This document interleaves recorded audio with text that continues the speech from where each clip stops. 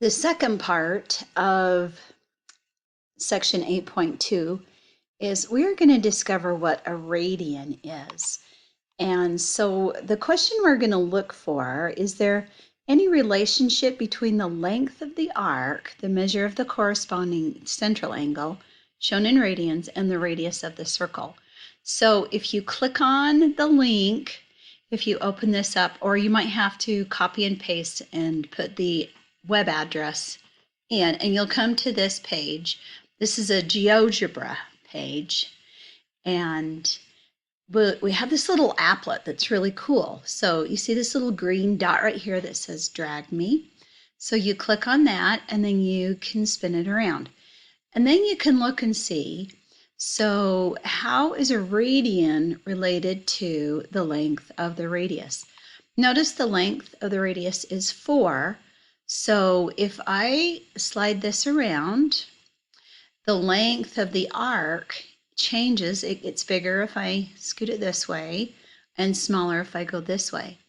So notice one thing, as I get really, really close to the length of the arc being 4 units, try to get as close as I can. 3.99 is about as close as I can get. 1 radian is exactly the same length, or it makes it so that the radius and the length of the arc that it creates is the same thing. So that's the definition of a radian. A radian is the length of the arc that is equal to the radius. So in answer to the question, is there any relationship between the length of the arc, the measure of the corresponding central angle, and the radius of the circle? And the answer is yes.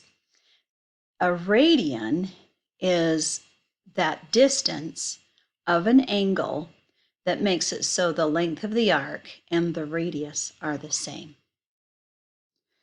If you're still a little confused, you can click on this button right here that says please refer here, and it just goes into a little bit more detail of what a radian is.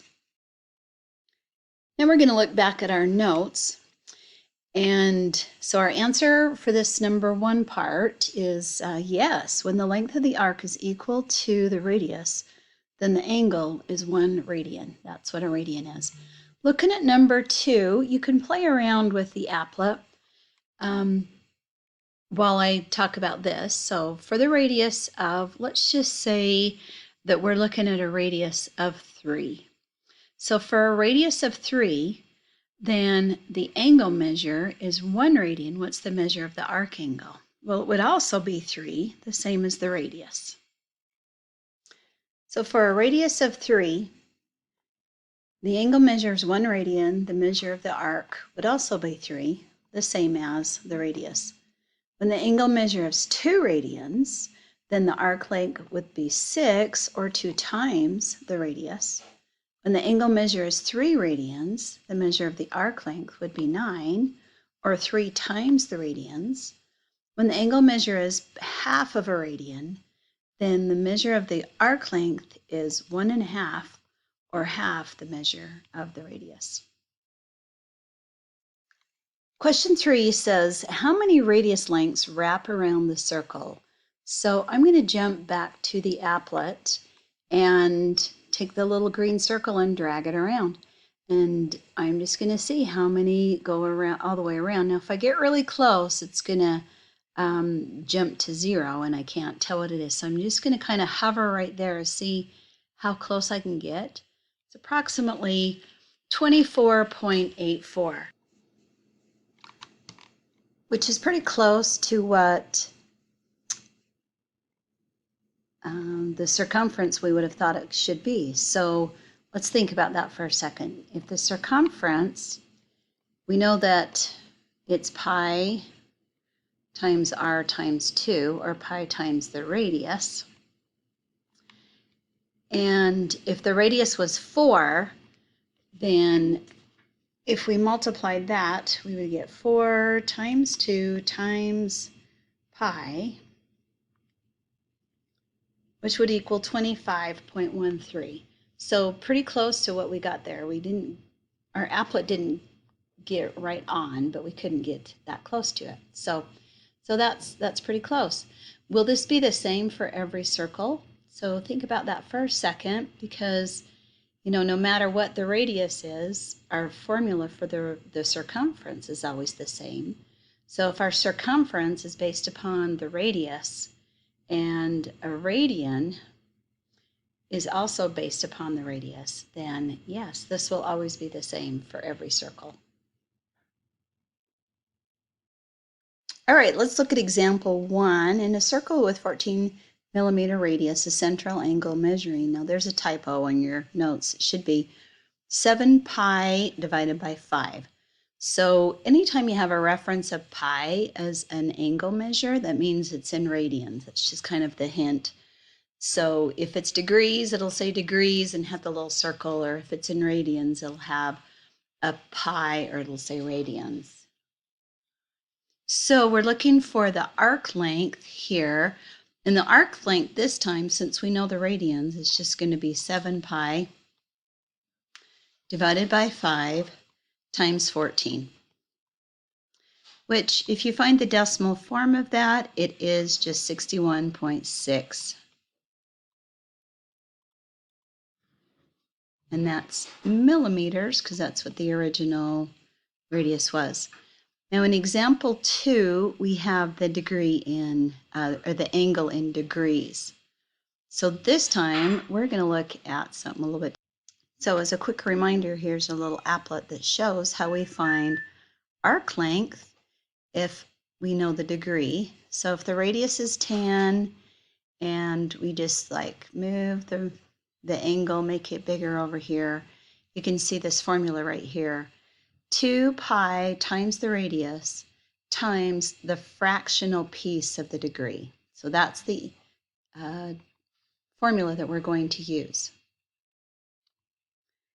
So it's 2 pi times the radius, which is 8, times 120 divided by 360.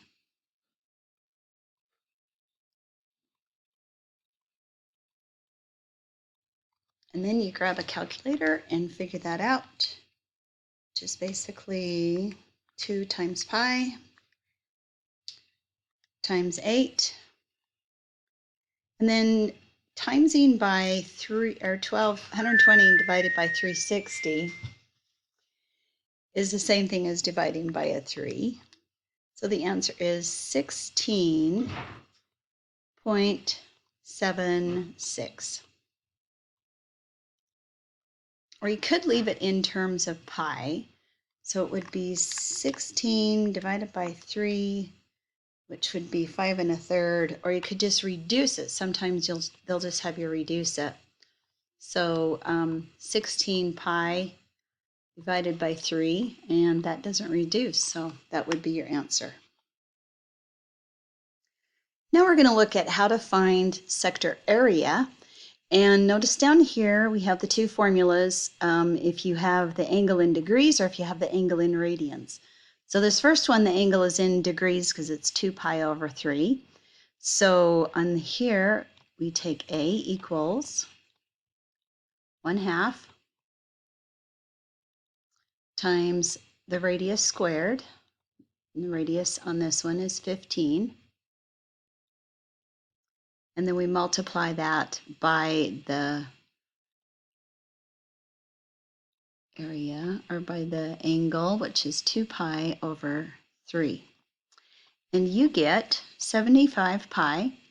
And you could just leave your answer in terms of pi. If you're ever asked to take it and find the decimal place, then you would just multiply by the pi, and you get 235.6 feet. The next example, the area is given, or the angle is given in degrees. So this time we're going to use the degree formula, which is A equals, and then we're looking at the ratio of the degrees, and so it's 150 over 360. And then we multiply that by pi r squared, which is 8 squared. If you leave it in terms of pi, that would be 80 thirds pi. If you're asked to find the decimal answer, that would be 83.8 inches.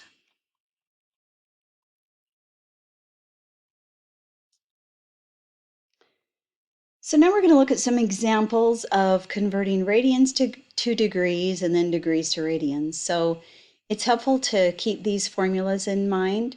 To convert from degrees to radians, you multiply by pi over 180. To convert from radians to degrees, you multiply by 180 over pi. So example number 1, 5 pi over 6 times 180 over pi is equal to 150 degrees. Example number 2, 9 pi over 5 times 180 over pi, that should be a pi, is equal to 324 degrees.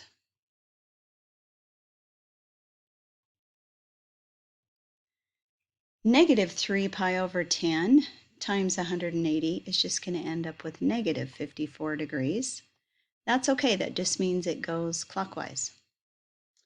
3 times 180 over pi is 171.9. We usually round degrees up to the nearest degree, so 172 degrees.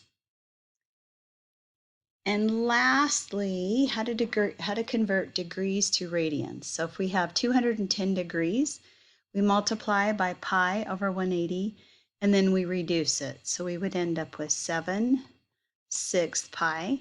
When your answer is in radians, you just leave it in terms of pi. You don't need to find the decimal answer. Example 2, 405 times pi over 180 is equal to a big number, but it reduces down to 9/4 over pi. Negative 80 times pi over 180 just ends up with 4/9 pi. And negative 300 times pi over 180 is equal to negative 5/3 pi. And that is it.